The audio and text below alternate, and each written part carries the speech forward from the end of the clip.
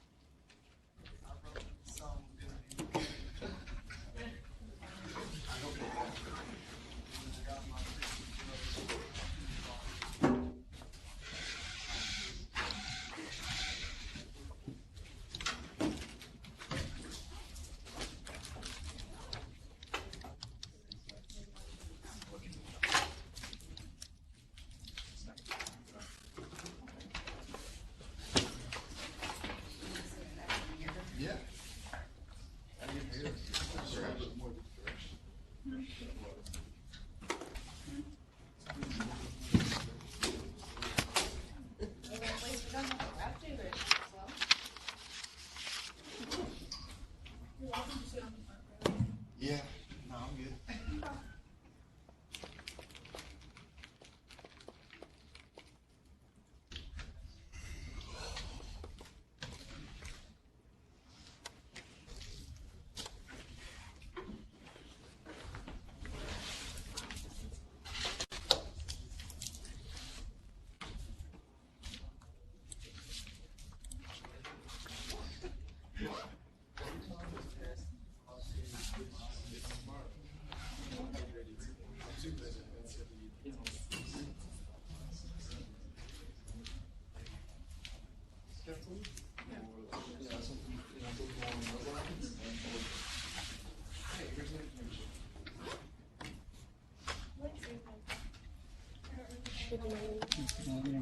Everything. Everything's good.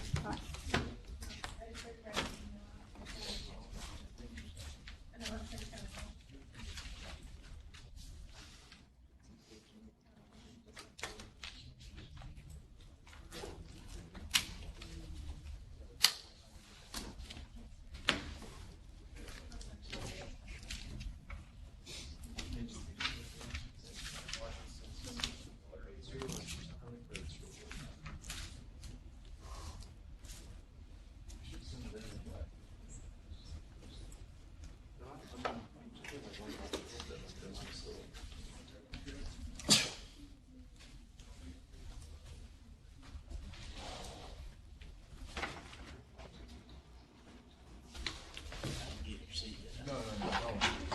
There's so many seats here now. I'm not even concerned about that.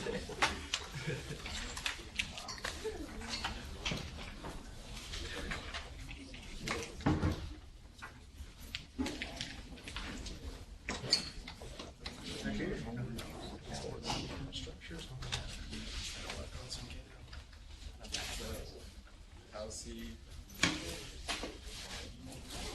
Well, I'm doing half of it. Yeah. Man, that class. Do you think we'll make it?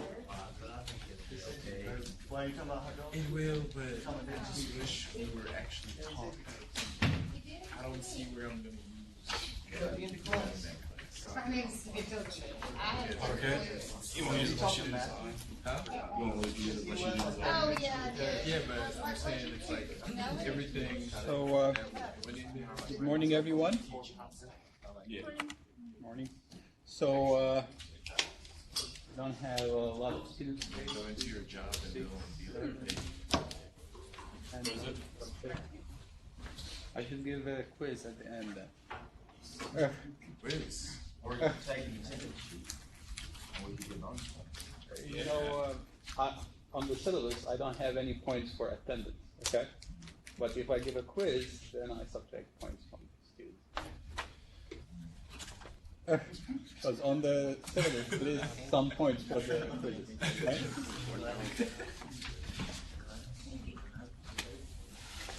So, we're going to continue this example that we started last time. So, we're going to have this discussed, okay?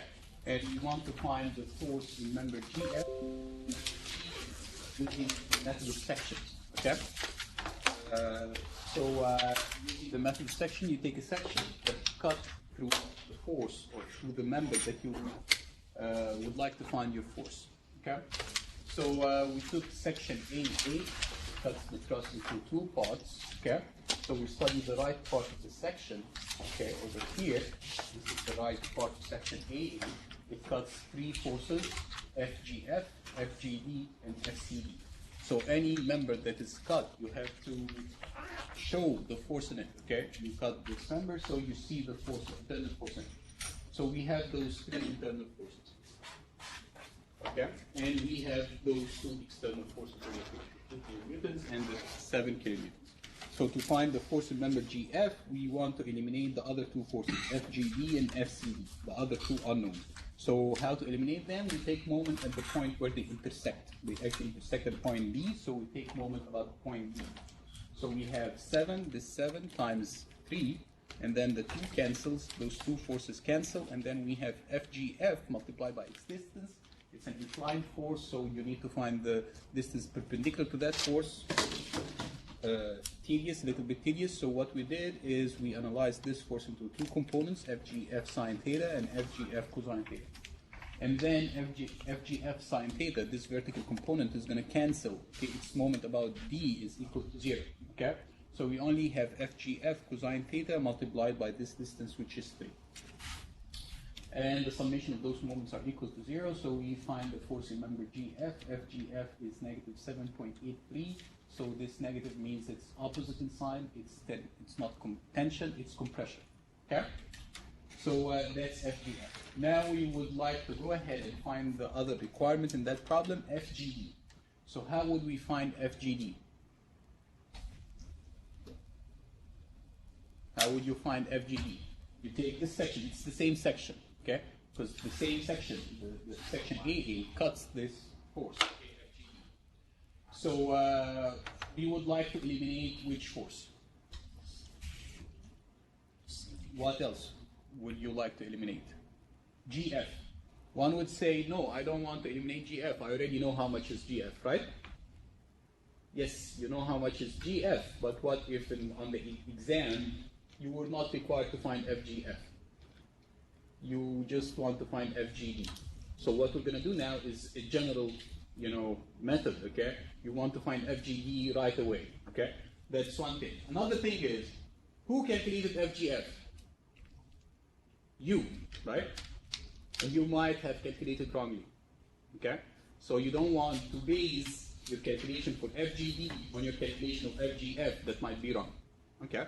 So we want to eliminate FGF and FCD, okay? How to eliminate those two forces from the equation? You have equations of equilibrium. You can apply any equation of equilibrium you like. The summation of forces in the x direction equal to 0, the summation of forces in the y direction equal to 0, and the summation of the moments about any point is equal to 0. You can use any of those, okay? You would like to use one of those that eliminate FGF and FCD. How to eliminate FGF and FCD? How to eliminate them from your equation of equilibrium? Take moment about the point where they intersect. Do they intersect? Yes, they are not parallel to each other, so they intersect, okay? So just extend the line of action of FGF and the line of action of FCD, and they meet at this point O. And we're going to take moment then about point O, okay? So now, taking moment, the summation of the moments about point O equal to 0, okay? Point A is the point where FCD and FGF intersect, okay? What are the forces that we have? We have 7 times this distance. How much is this distance? How can we know how much is this distance? Let's look at the geometry here. This distance, the vertical distance over here, is 1.5. You went down 1.5 in a horizontal distance of 3 meters over here. So if you want to go down from this point to point O here, you need to go down how much? 3 meters. This vertical distance is 3 meters. You went down 1.5 and 3. Now you want to go down 3, so this is 6 from the similarity of the triangles. Okay? So this is 3, then this distance is 3 meters as well. Okay? So now, taking a moment about point O, we have 7, let's say anything rotating clockwise about point O is positive. This is an assumption. So 7 kilonewtons times 3 meters. And then we have negative 2 kilonewtons times 6 meters. What else do we have? Any other forces? FGF and FCE cancel. They don't have any moment about point O. We have FCE. So FCE times its distance. FCD is an inclined force, so you have to multiply the distance between FCE, point O, the distance perpendicular to FCD. So how to do this? It's this distance actually. This is the line of action of FCD. You need to multiply it by this distance. Okay? So I don't have this distance. It's going to be a little bit tricky to find this distance. So what I'm going to do is, instead of finding this distance that I just drew here, I'm just going to analyze this force into 2 components here.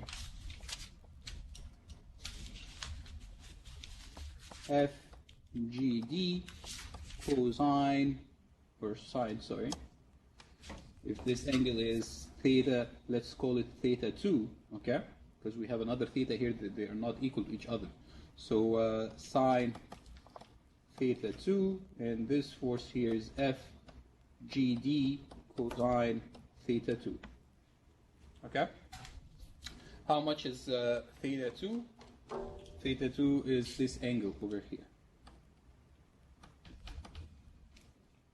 So you have the vertical distance and the horizontal distance for theta 2. So for theta 2, this is theta 2, this is 3 meters, and the vertical distance is 4.5 meters. That means that tan theta 2 is equal to 4.5 divided by 3. So therefore, theta 2 is equal to 56.3 degrees. Okay? So now, let's find the moment of this force, FGD. Okay? So we have FGD sine theta 2, which is 56.3 degrees, multiplied by its distance to point O, which is 6 meters. And the summation of all of those are equal to 0. What about FGD cosine theta? There's no moment about point O. Passes through point O. So now from this equation, you can go ahead and find how much is FGD. So FGD, solving this equation, FGD is equal to 1.8 kilonewtons.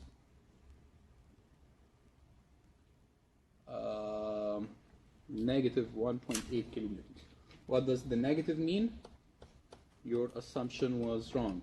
Okay? So it's 1.8, I assumed it's tension, so it's actually 1.8, but it's a compressive force. And that's what you were required to find.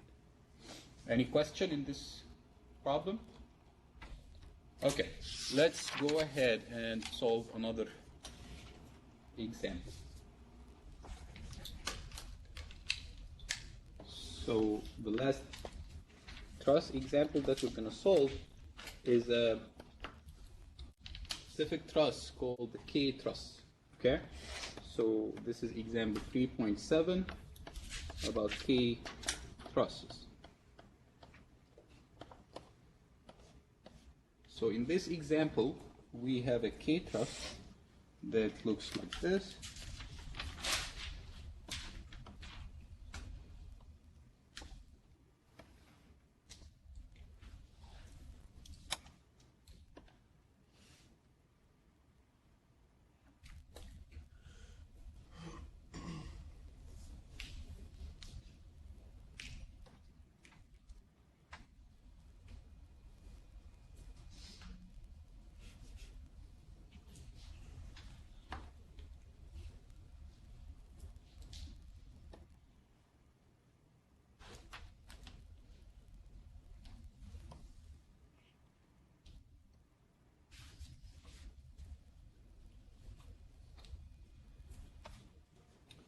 And we have a pin support here and a roller support here.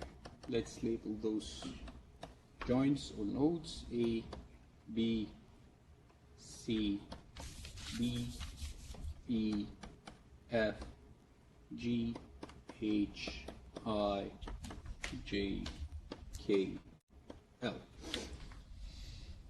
And then the dimensions over here.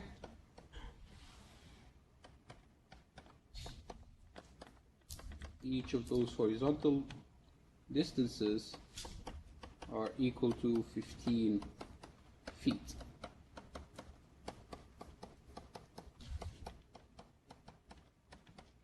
And then for the vertical distances, right here, right in the middle, it's 10 feet and 10 feet. This is how our truss looked like, okay? And what about the forces applied on this truss? So here, at point B, there is a vertical force of 1,200 pounds. At point C, there is a vertical force of 1,500 pounds. At point D, there is a vertical force of 1,800 pounds. And what are we required to do here? We're required to find FBC, the force in member BC, and the force in member MC. Where's node M? This is node M over here, and this is node N over here. That's O, and that's P. So we're required to find those two forces using the method of sections, not the method of joints. Okay. So to do this, let's find the reactions first. So you just take moments about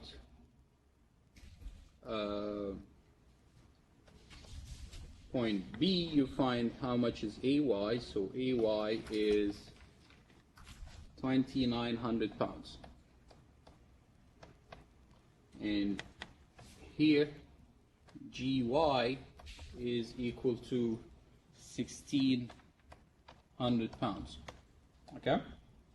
We want to solve this problem. We want to find the force in member BC and the force in member MC. So how can we find, let's start one by one, the force in member BC using the method of sections. Okay? So using the method of sections, you take a section that cuts your truss into two parts, okay, and cut the force that you're looking for, okay? So maybe we can take a section that looks like this, okay? So let's call this section B. Would that section be helpful in finding the force in member BC? If you take this section, how many forces do you cut? How many members do you cut? And see the forces in there. 4. LK, MK, MC, and BC. You would like to find BC, so you want to eliminate the other 3 forces. The force in member LK, the force in member MK, the force in member MC. You would like to eliminate all those 3 forces. Let's draw the section here. I'll draw the section here. So the section looks like this.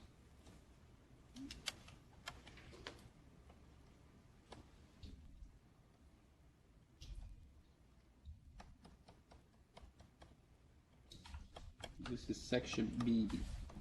Okay? So now we have those four forces. 1, 2, 3, 4. I don't know any one of those four forces. There are still some external forces, right? We have 1900 over here. Sorry, 2900. This is AY. 2900 pounds. And I have here 1200 pounds. The name of those forces, this is FLK, FMK, FMC, and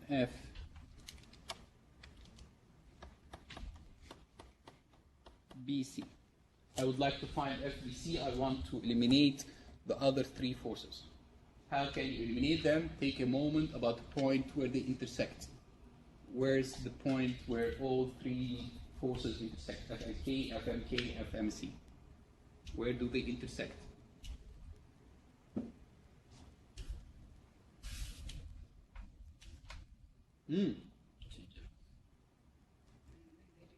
They don't intersect. Three of them, there is no one single point where all three intersect, okay? You can have a point where those two intersect together, but this one's not intersecting with them, or maybe those two intersect over here, but this one is not intersecting at the same point, so there is no single point where you can eliminate all three of them, okay? So what about the other two equations of equilibrium, not just moment? We have another two equations of equilibrium. The summation of the forces in the x direction is equal to 0. Would that be helpful to find FBC? No, because FLK is in the x direction as well. FMK, FMC both has components in the x direction, so it's not going to be helpful. What about the summation of the forces in the y direction? Would that be helpful? No, FBC is not in the y direction even. So this section is not going to be helpful. This section BB that we just took is not going to be helpful. So what I'm going to do is I'm not going to use this section. I'm going to try looking for another section, okay? So I'm just going to put this section over here. It's not going to be helpful. So what about another section, okay? So a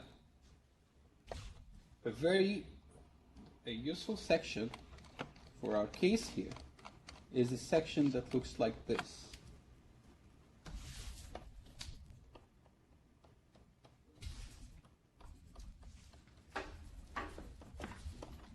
What's this? You know, curved section. Is this a section? Can you take a section like this? Yes, you can.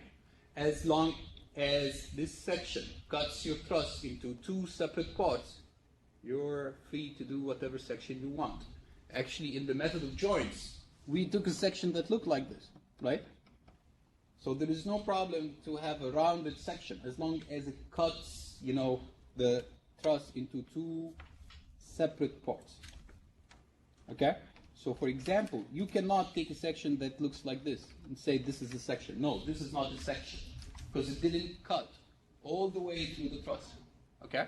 It has to cut all the way through the truss. Separate the truss into two parts, into two separate parts. So now this section A, would that be helpful? Let's see. So if I'm going to use this section, okay, I'm going to throw one half of it, the right part or the left part. Which one would you like to study, the left or the right? The left, okay, it's smaller, it's easy, okay? So let's see here, section AA. So for section AA, it looks like this.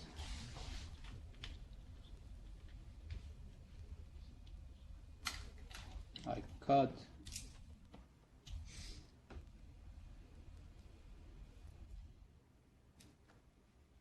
okay. This is how I cut here. This is how my section looked like, right? This part of the section. Okay. What are the forces that we have? The external forces here, we have 2,900 pounds. Here we have 1,200 pounds. And how many forces did I cut? How many members did I cut? No. 4. This is 1. This is a second force. This is a third force. This is a fourth force. This is F LK. This is F LM. This is the force in member MB, and this is the force in member BC. I would like to find FBC. So I would like to eliminate the other 3 forces, FMB, FLM, FLK. How would I eliminate them? Try to take moment at the point where they intersect. Where's the point where all those 3 forces intersect?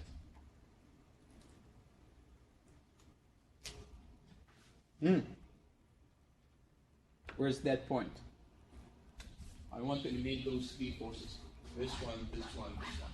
Where do they intersect? If I take a moment about where they intersect, they don't have a moment about this point, so it's 0. Their moment is equal to 0. Where do they intersect? Point L over here. So I'm just going to take the summation of the moments about point L equal to 0. Okay? So let's say anything rotating clockwise about point L is positive. So we have FBC, that's negative. FBC times its distance, which is 20 feet. And then this 1200 has no moment about point L, it passes through point L. And then we have this 29, it's rotating this way, so it's clockwise, so it's positive. So we have 2,900 pounds times its distance to point L, this distance, which is 15 feet. So multiplied by 15 feet, that's equal to 0. So FBC is equal to 2175 pounds. It's positive, it means that my assumption was correct, so it's a tensile force. That's it. This is how you find the force in the lower or the upper chord of the K truss. You take an inclined or a curved section like this. Now we found FBC, we need to find FMC. How would we find the force in member MC? So we take a section that cut member MC, okay? And then use the equations of equilibrium. So this is the section. Section BB cuts through member MC.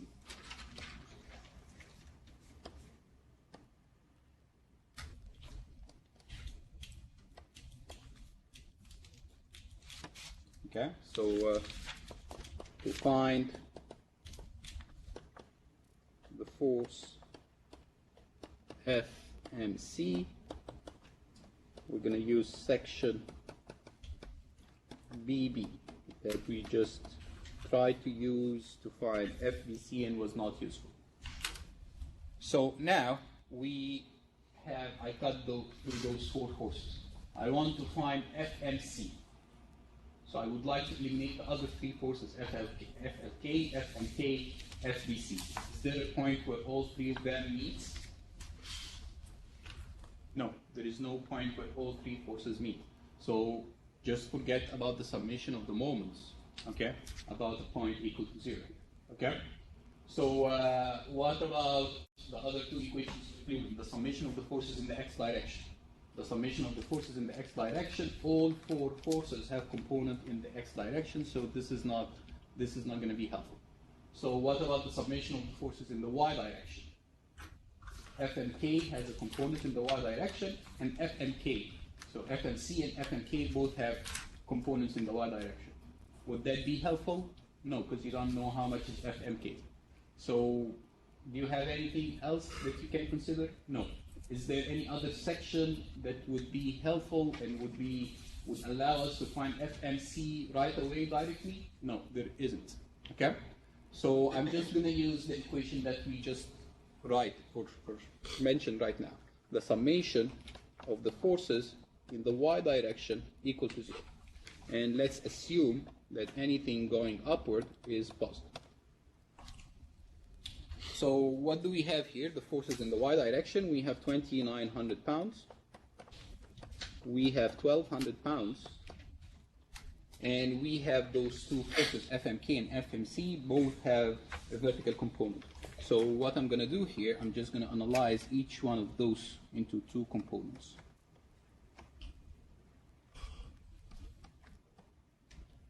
Okay?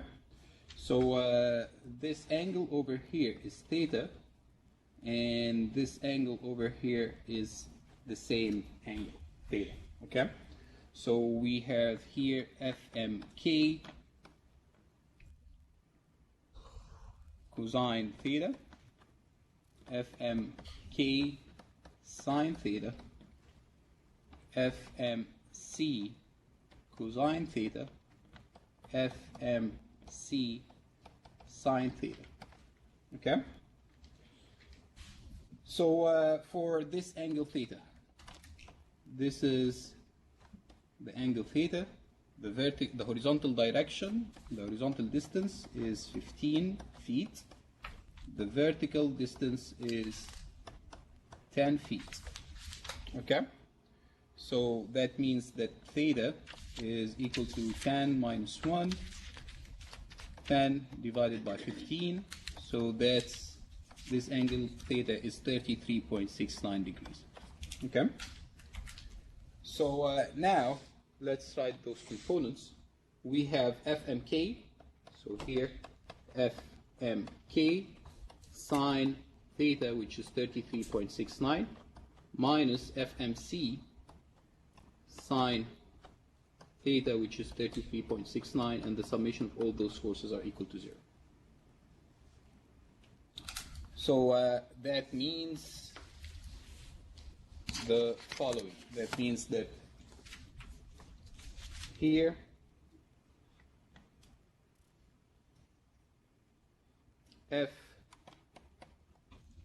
FMC sine 33.69 minus FMK sine 33.69, okay, is equal to 1,700 pounds. This is an equation that we found, but it's not helpful. It has FMC that we're looking for, okay, but it also has FMK, okay? So I need to find how much is FMK, or find another equation that has FMC and FMK and solve those two equations simultaneously, okay? So how can I find another equation in those two unknowns, FMC and FMK? Would that section be helpful? No. So the only way we can find another equation is that we study the equilibrium of joint M, okay? So here, it's a mixed method, okay, to find those internal forces. You need to study joint M as well. So studying joint M. How do you study joint M? Just cut joint M outside your truss and study the equilibrium of that joint. So this is joint M. So now, if you cut joint M, you have 4 forces that you cut. Looks like K, like this, okay? So here we have those 4 forces, okay? I'm interested in FMK here and FMC. This is why I took this joint, okay? I'm studying this joint. So now I don't want those 2 forces, those 2 vertical forces, I don't want them. So when I cut this joint, I'm just going to find the summation of the forces in the x direction and equate this to 0. So again, I'm going to analyze those 2 forces, FMK, into 2 components. This is FMK cosine 33.69 and FMK sine 33.69, and this one over here is FMC cosine 33.69 and FMC sine 33.69. So taking the summation of the forces in the x direction, what are the forces that we have in the x direction? We have two forces. Let's assume anything going to the right is positive. So we have FMK, FMK, yeah, FMK, FMK cosine theta plus FMC cosine theta.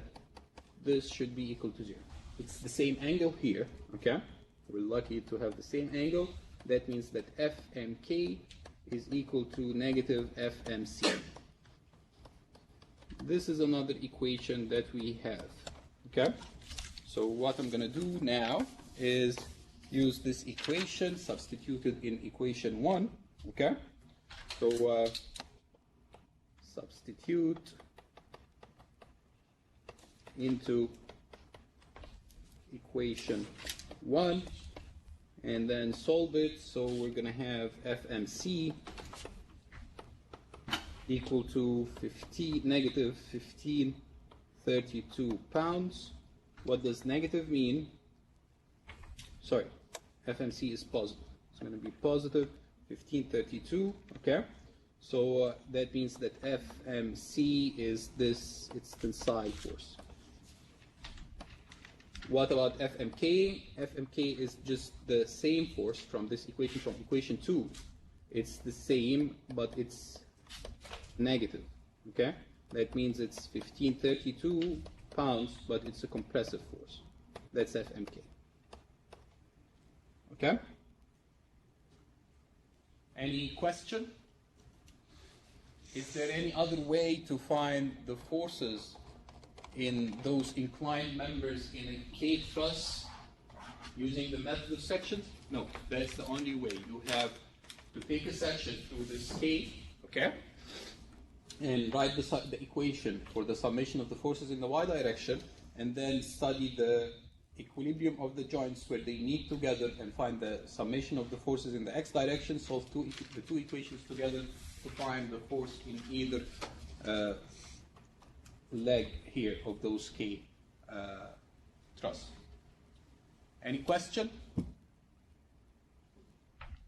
Any question? Okay, great.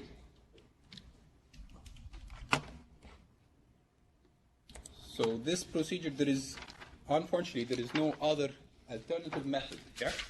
This is the only way, unless you use the method of sections, all the way, to find the forces in the members, all the members.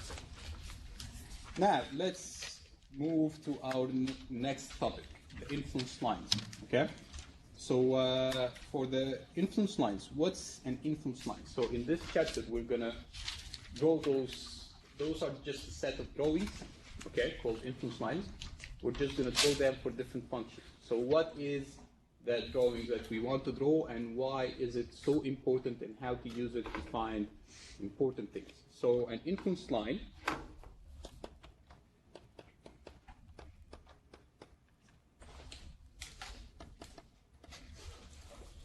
of a function. So here I'm just going to take stop.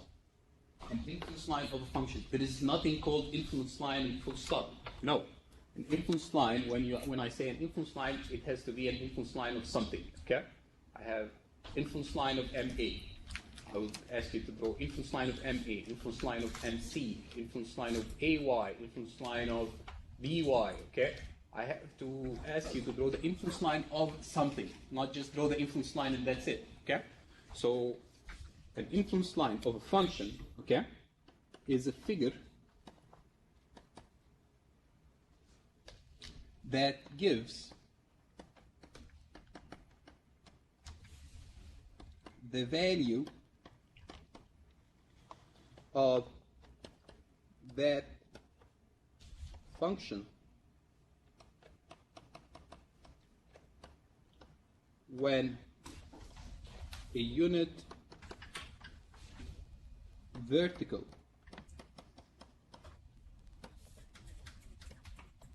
force, okay, or load moves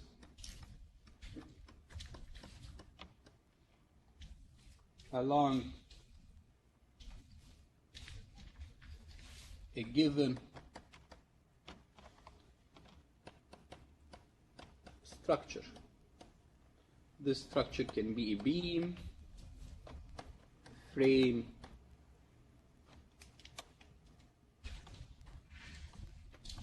or a truss. We're going to focus here on beams, okay? So that's the definition of the influence line. That's all the theory, okay? Or most of the theory that we need to know to draw an influence line. Just its definition. What's an influence line of a function? It's a figure that gives you the value of that function, okay? When a unit load moves along different points, okay? A unit vertical load. So let's see some examples here on drawing some influence lines.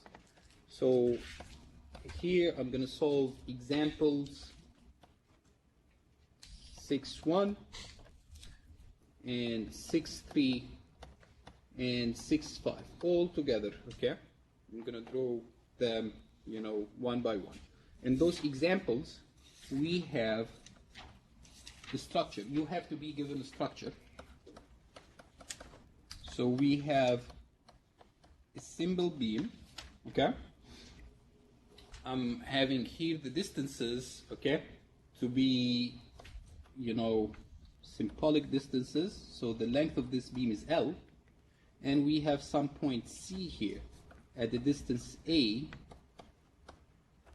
and at the distance B from those supports A. So this support is A and this support is B. And in those examples, 6.1 and 6.3 and 6.5, we're required to draw the influence lines. So we're going to write it short as IL, influence line, for AY and BY, VC, and MC. So how many drawings you have to draw here? 4. You're going to draw an influence line for AY, an influence line for BY, an influence line for VC, and an influence line for MC. Okay? So now, what's an influence line of AY? It's a drawing, it's a figure, it's a graph, okay? That gives you the magnitude of AY, okay? When a unit load moves along this structure, this given beam, okay? So what are the loads that we're going to apply on this beam? A unit vertical force. That's the definition of the influence line, okay? So now, to start solving this problem, let's start applying the definition. Let's start with drawing the influence line for AY. To draw the influence line of AY, let's put a unit load 1, okay? So if you're using SI units, it's going to be 1 kilonewton. If you're using US units, then it's 1 pound, okay? Unit loads, okay? A unit load. Does it have to be unit load? Yes, that's the definition of the influence line. It has to be a unit load, okay? Now, when you have this 1 pound over here, does AY has a value or not? Yes, it has a value, okay? So you want to find this value, and this is the magnitude of the influence line, okay, at this point. What about if this 1 pound moves here? If this 1 pound moves here, would AY change? Yes. So the influence line, the height of the influence line will change, okay? What if if this 1 kilonewton comes here, would AY change? Yes. So as long as this 1 pound moves, AY changes. We want to draw a figure that give us all the magnitudes of this AY when this 1 pound moves along the beam. Okay?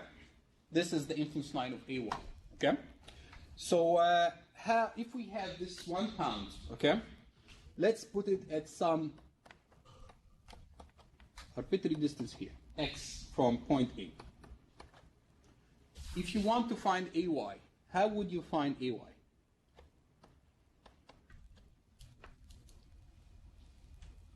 this distance, how much is this distance? L minus X. If you are required to find AY, how would you find AY? So simple. That's the first thing that we did in this semester, finding the reactions. How would you find the reaction? Take a moment about which point? B. Okay? So what we're doing here, we're just put the unit load at a distance x from point A and find AY. How to find AY?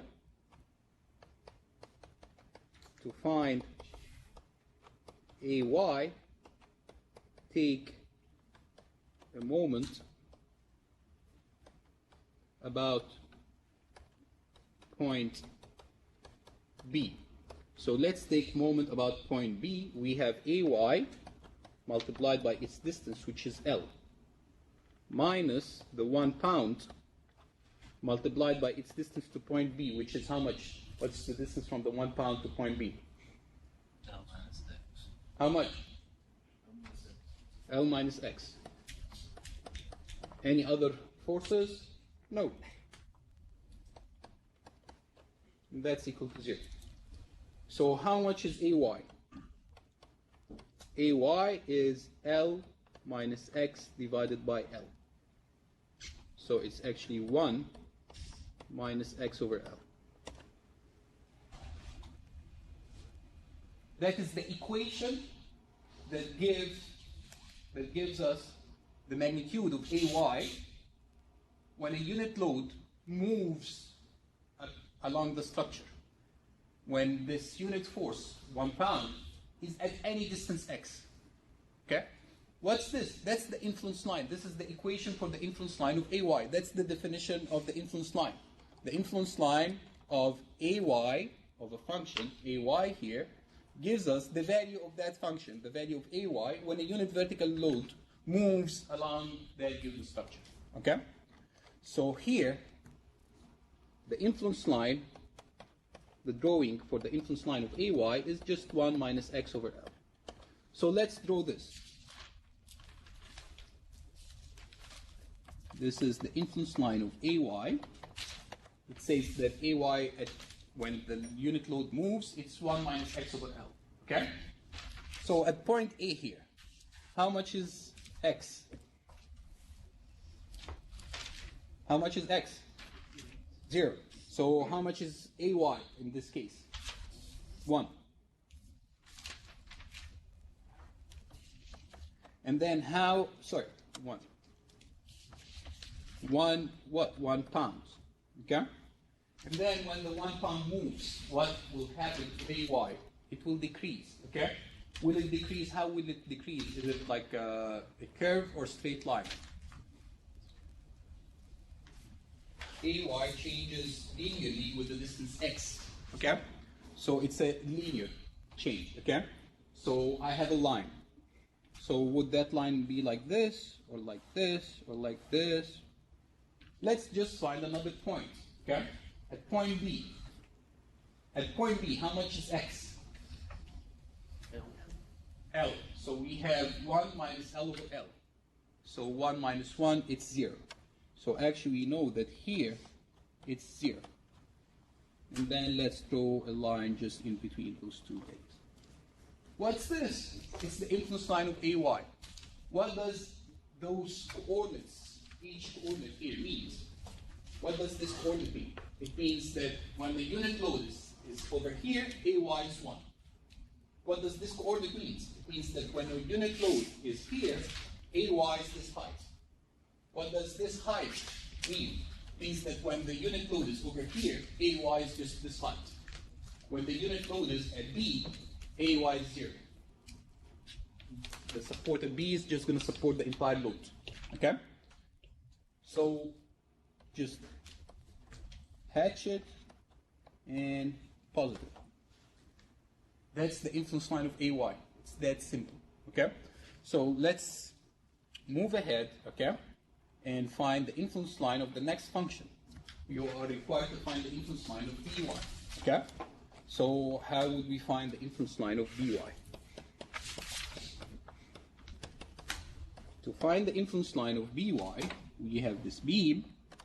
We're just gonna put the unit load, okay, 1 pound here,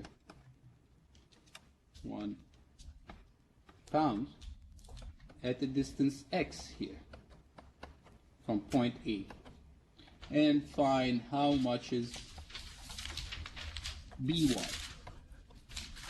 How would you find BY? Take the summation of the moments about point A equal to 0, okay? So we have 1 pound, 1 pound times x minus by times how much is the distance of by to point A? L equal to 0. So by is equal to x over L. What's this? This is the magnitude of by when this unit load changes its distance x on the beam. So that's actually the equation for the influence line of by. So let's draw this equation. Again, what do you think? Is it linear? This is the influence line of by. Is it linear or non-linear? X over L, the distance x. Linear. It's linear. So I just need 2 points to draw a line here. So when at point A, how much is x? 0. So the influence line, the height of the influence line is 0. And then at point B, how much is x?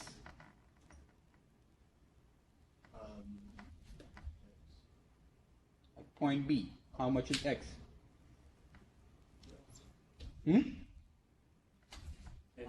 L. So L over L, that's going to be 1. So here we have 1 pound. So we have those 2 points. Just connect them by straight line. And voila, this is the influence line of By. Okay? What does those drawings mean? Okay? It means what it means by definition. Gives the magnitude. Any height here gives the magnitude of By. Okay? When the unit load moves along the beam. Okay? So those are the most simple influence lines you can draw. The influence line for AY and BY in a single beam. Let's take it one step further here. Okay? The influence line of BC. Influence line of a shear at some point in a single beam. Okay? At any distance A or B, okay, from both supports. Okay? So let's start drawing this, the influence line of VC.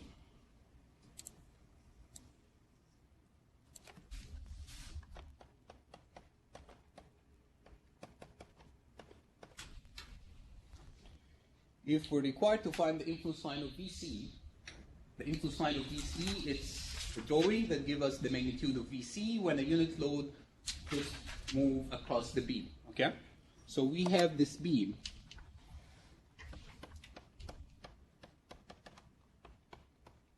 And now we have this point C, okay? At the distance A from here.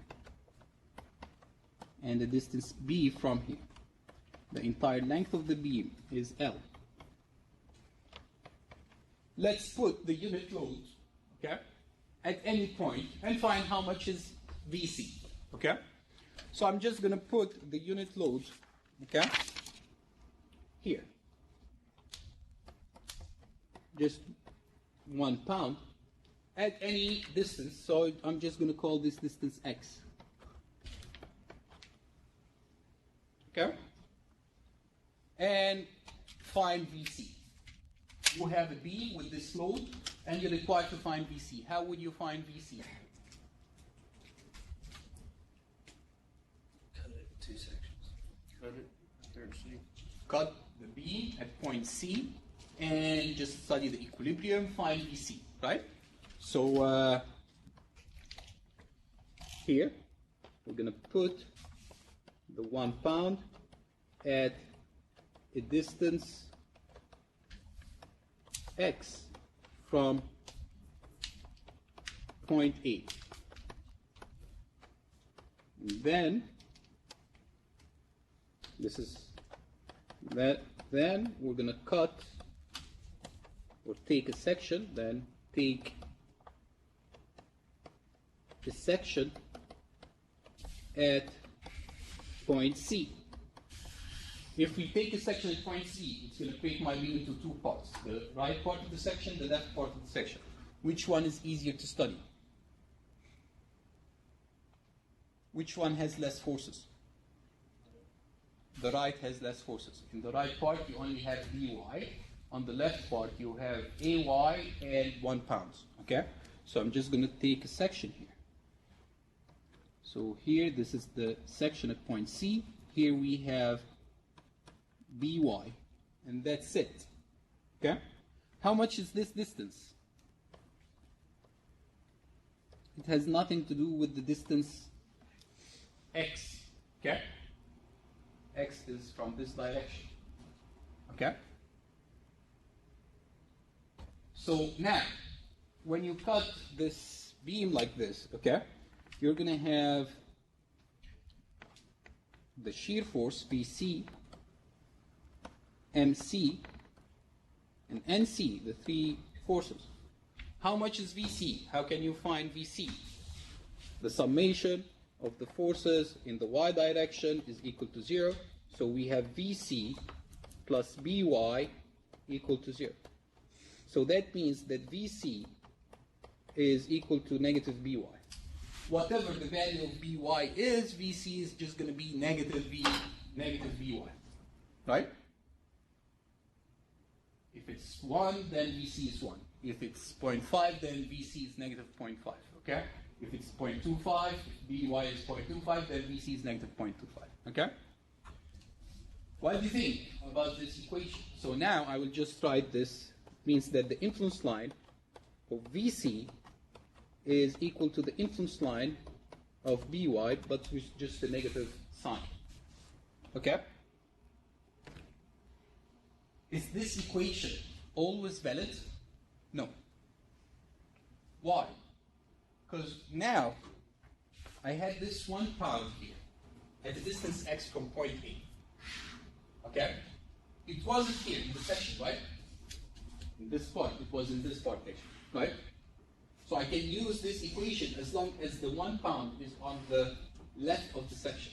If it moves to the right of the section, it's going to be here. I cannot say that VC is equal to By.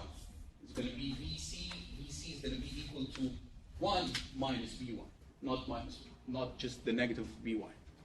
Right? Do you agree with this? So what I did here is valid only when the load is on the left of point C. So I'm just going to write here this. When the load is on the left of point C, this is what we did. So this equation is only valid when the load, the 1 pound, is on the left of C. Okay? What about if the load moves to the right of point C? When the unit load is on the right of point C. So I have this beam like this. This is point C. This distance is A. This distance is B. I have this 1 pound at a distance X here, but X is larger than A. It's on the right of point C. How can you find the shear at point C? Again, take a section at point C and study the right part of the section or the left part of the section. Which one would be easier? Which one has less forces? The left. Okay? So now, take the section at point C. So now I'm taking this section, this is point C, okay? Here we have AY, this distance is A, okay? And now I cut the beam at point C, so we have BC here, we have MC, and we have NC. I would like to find VC. How can I find VC? Just find the summation of the forces in the Y direction. So we have AY minus VC equal to 0. Right? That means that VC is equal to AY. Whatever the value of AY, VC is going to be equal to AY. Okay? That means that the influence line of VC is equal to and looks the same like the influence line of AY. Is it all the way through the beam? No, only when the load is on the right of C. Only on the right of C. Okay? So let's see this, how we're going to draw the influence line now. We have two equations, okay? One is valid to the right of C and one is valid to the left of C, okay? So now we would like to go ahead and draw the influence line of VC. The first equation, let's start with the second equation here. The second equation says that the influence line of VC looks the same like the influence line of AY. How did the influence line of AY look like? Let's see here. How did it look like? Just this simple triangle. Okay? So I'm just going to copy it.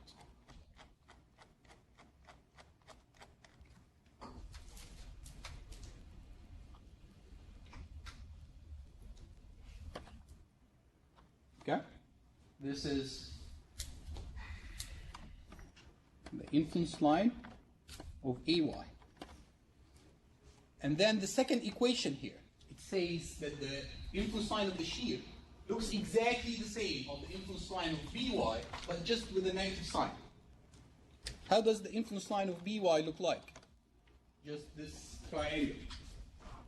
What's the negative of this? Just flip downwards, okay? So,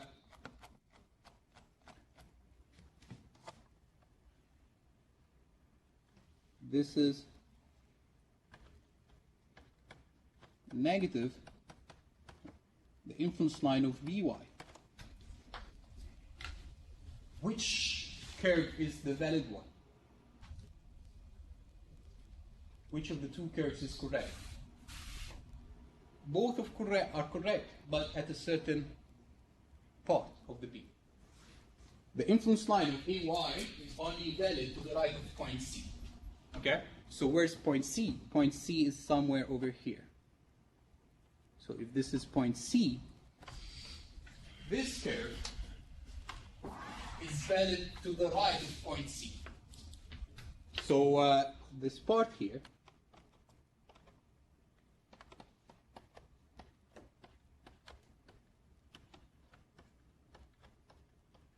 is not valid.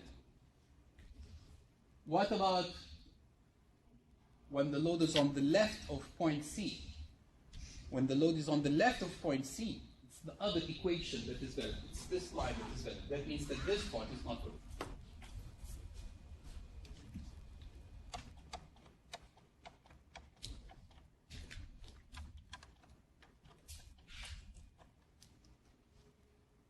So our influence line just looks like this. It's negative here, and then it goes up here.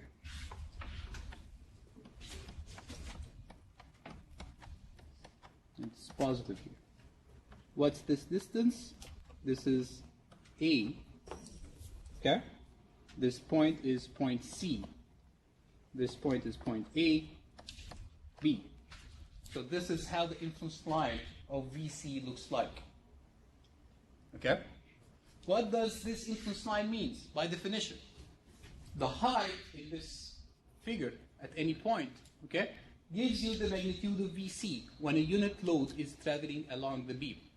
So if we have a unit load that is at this point, it means that VC is negative, this magnitude. It starts with 0 and then increases with a negative sign. And then if the load moves from the left to point C to the right of point C, VC is going to turn to be positive. Okay? And then as the load moves along the beam, the shear decreases till it reaches 0 if the load is at point B.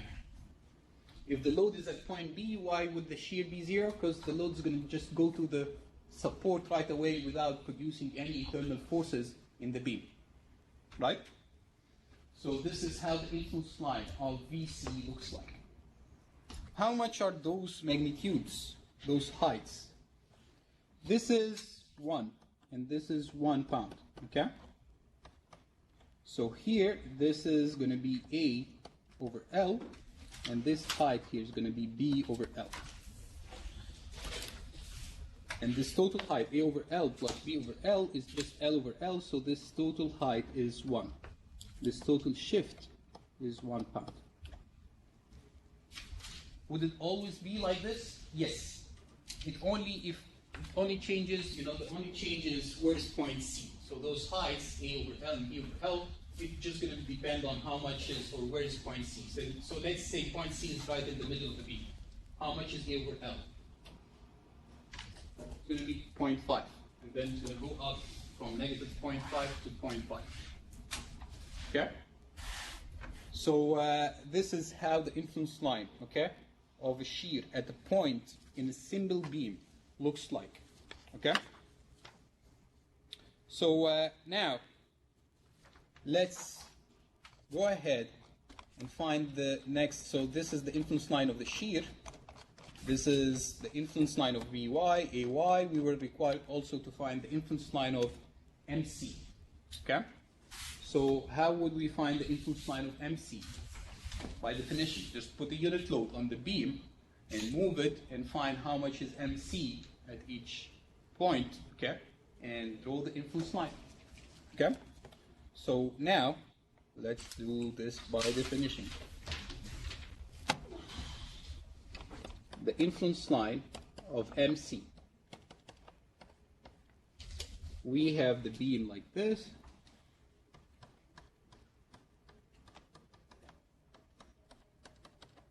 We have point C here at the distance A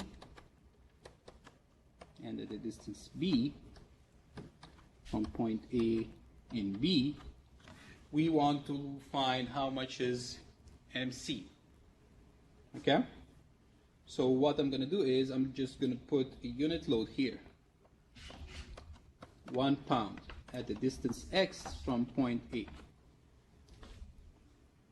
1 pound. As you see, it's on the left of point C. So here, again, as we did with the shear, when the load is on the left of point C. Just how to find the moment? Just take a section at point C and find how much is MC. So which part of the section would be easier? The right part of the section, because it has less forces. So here we have By. How much is this distance? This is B to point C over here. Now I took a section, so there is BC, there is NC, and MC. Take the moment, the summation of the moments at point C equal to 0. So we have MC, okay, minus By times the distance B. This is equal to 0. So MC is equal to By times the distance B. Whatever, this 1 pound is wherever it is, here, here, here, okay? MC is always equal to By, whatever the magnitude of By is, times B, the distance B. Okay? So that means that the influence line, the height of the influence line for MC is equal to the height of the influence line of By, but just multiplied by the distance B. This equation is only valid when the load, or the unit load, is on the left of C. Now, what if the unit load is on the right of point C?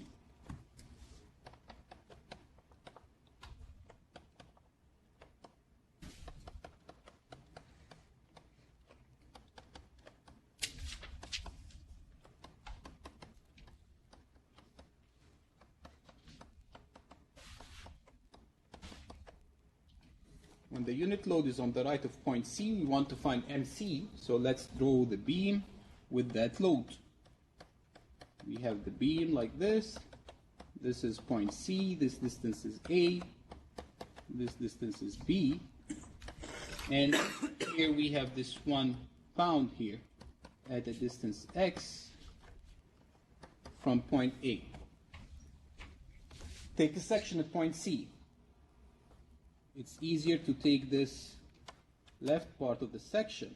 Why? Because it has less forces. We have here AY, and we took this section, so this is point C over here. This distance is A. We have VC, MC, and NC. How much is MC? Just take the summation of the moments at point C equal to 0. So we have AY times the distance A minus MC equal to 0. That means that MC is equal to AY times the distance A. It has nothing to do how much is X, okay? It's always AY times the distance A, okay? So that means that the influence line of MC is just this distance A multiplied by the influence line of AY. This equation is always valid as long as the load when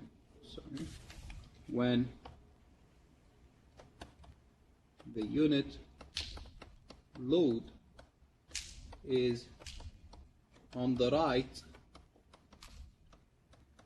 of C, sorry. So we have now the equation for MC, but we have two equations. One that is valid when the load is on the left, and one is valid when the load is on the right. So let's draw both of them here. So now, this is the influence line of MC. We have two equations. Let's start with this one. The influence says that the influence line of MC looks exactly the same like the influence line of AY, but multiplied by a distance A. Okay? So how does the influence line of AY look like? This is the influence line of AY. It's 1 over here. So if I multiply it by A, this is, instead of being 1, it's just going to be 1 times A. Here it's 0. 0 times A is how much? 0. Okay? So it looks the same, but just with, amplified from 1 to A.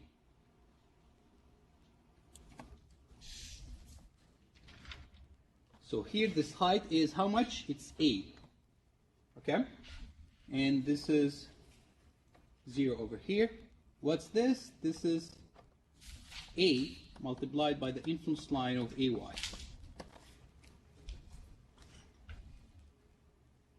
And then the second equation, it was saying that MC, the influence line of MC, the height of the influence line of MC, is equal to the height of the influence line of BY, but multiplied by B. The influence line of BY looked like this. Now multiplying it by B, so it was 1, so now it's B.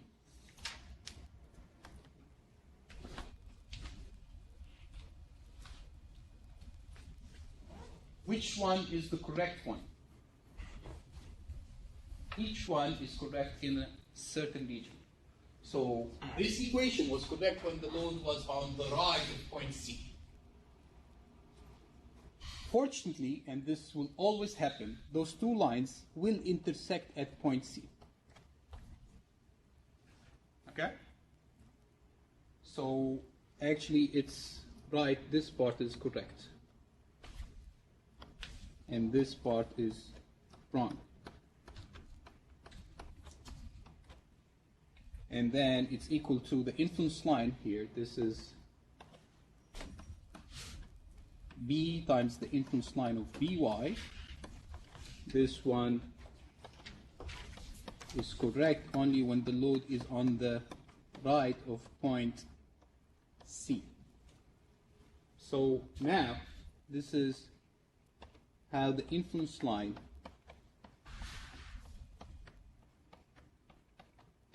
of MC looks like. If you find this height over here, this is A, so dividing A by L multiplied by this distance B, this is this height over here. So this is A, B divided by L. What does this drawing mean to us? It means that if you have a unit load moving along the beam, if it starts from here, the moment at point C is 0. There is no internal forces in the beam. As the load moves inside the beam, the moment at point C will keep increasing, right? It's increasing till it reaches its maximum value when the load is at point C. And then MC decreases again as the load moves away from point C. Okay? All of those heights are just MC when a unit load is moving along the beam. Okay? Why are those drawings so important? When you have a live load, let's say this beam represents a beam in a bridge. You have a car traveling along this beam. Okay? Where is the point? Okay, where the moment at point C is going to be maximum? It's when the car is just on top of point C. When the car is here, it's not going to give the maximum MC. You understand the significance of this influence line? It gives you the location, okay, where MC is going to be maximized. For example, here, the shear, this influence line for the shear. How to maximize the shear at point C? When you have the load here. If you have a point load, VC is going to be maximum when it's here. If you have a uniform load, a live uniform load, would you have some of your live load be here? No, that will minimize your VC. It's not going to maximize it. You understand what I'm saying here? Having a live load here, it will just give you a VC that is negative. Having a live load here, it's just going to give you a VC that is positive. Having a live load over the entire beam, you're just going to, cancel some of the VC that comes when the load is over here with just some negative part. So if you're placing your live load, okay, to maximize VC, just put the live load in this part. Don't put any live load here. This is the worst case scenario. So the influence lines will help you to know what's the worst case scenario. Okay? Any question? Yes? Are we still getting a quiz? No. So we're going to continue from here next time. So not next time. Next time is the test. So we're going to continue 1 week from now. Okay? Please study well. I promise you there will be one problem from your lecture notes. Okay? So study your lecture notes. Okay? If you study your lecture notes, you guarantee you're going to get at least 25%. Okay? And study your homework problems. There will be one problem on the test, okay, from your homework problem. So if you study well your lecture notes, your homework problems, you guarantee you're getting at least 50%. Okay? No. The test, there will be themes and beams and frames only. Okay? Just beams and frames, no trusses. Okay? Trusses, I will keep the trusses to the final one.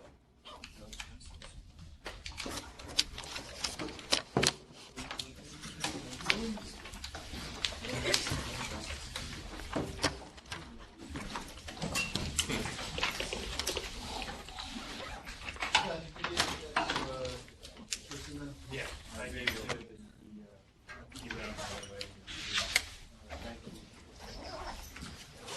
Glad you found that.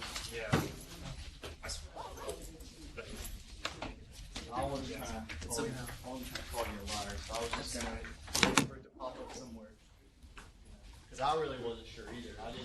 I didn't think you did, but on the same note, I wasn't 100% confident myself. So. Luckily, somehow I ended up with these papers.